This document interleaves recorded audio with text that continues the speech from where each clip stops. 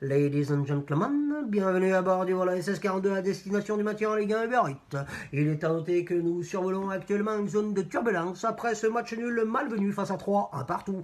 Les Verts ont réalisé une première mi-temps insipide, voire 2 sipides, voire 3 sipides, malgré la présence en nombre dans les travées de Geoffroy Guichard du peuple vert qui était comme à son habitude au Top Gun, si je puis m'exprimer ainsi pour la bonne. Les Verts n'ont pas survolé ce match et l'ont effectué plutôt en rase-motte. Nous avons subi une avarie à l'arrière de l'appareil avec la blessure grave de Falaï Sako qui a changé indéniablement la physionomie du match. Sako est, semble-t-il, l'arbre qui cache la forêt de ce mercato hivernal et son absence prolongée risque d'être préjudiciable pour tout l'équipage. Nous avons assisté à un déchet technique et à une faiblesse dans le jeu que nous n'avions plus vu depuis que Claude Puel avait l'équipe sous son aile. Le commandant Pascal Duprat et ses stewards n'ont pas réussi à trouver les solutions pour espérer la victoire et devrait revenir à plus d'humilité et des valeurs d'entraide qui ont fait sa force jusqu'à présent. Il ne faut pas vendre la peau de la course au maintien avant de l'avoir effectué. Le jeune Coucou Sadatube a montré ses carences défensives lors de la sortie malencontreuse de son copilote Falaï Sako. Un rôle de piston droit sûrement compliqué pour lui sans la présence de son comparse dans cette défense à 5. Eliakim Skywalker Mangolo était en pilotage automatique et tarde à montrer toute sa puissance.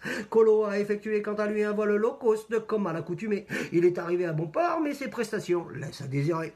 Seul Michael Nadé était solide et efficace et sans fioriture au milieu. Lucas Gourna tout juste auréolé de son brevet de pilote apparu plané et emprunté. Madi Camara embarqué, lui s'en est bien sorti et était le meilleur élément de la flotte.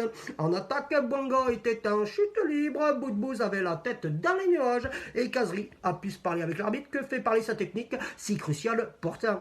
L'arbitre a traversé plusieurs trous d'air, il a oublié de signaler 3 pénaltys et a sifflé le pénalty le plus litigieux sur les 4.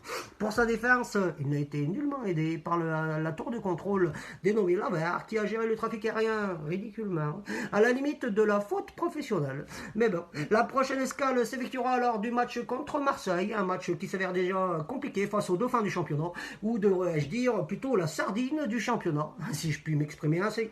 Il est temps de refaire le plein d'énergie et de faire les réparations nécessaires afin d'éviter le crash en Ligue 2 BKT. On ne lâche rien en tout cas et cela donne des raisons encore d'espérer. Il est à noter qu'aucun parachute ne sont présents à bord de l'appareil, seuls 2 parachutes dorés sont à signaler et sont réservés pour monsieur Roland Romeillet et Bernard Cayazo qui se cachent valeureusement au fin fond des soutes de l'avion.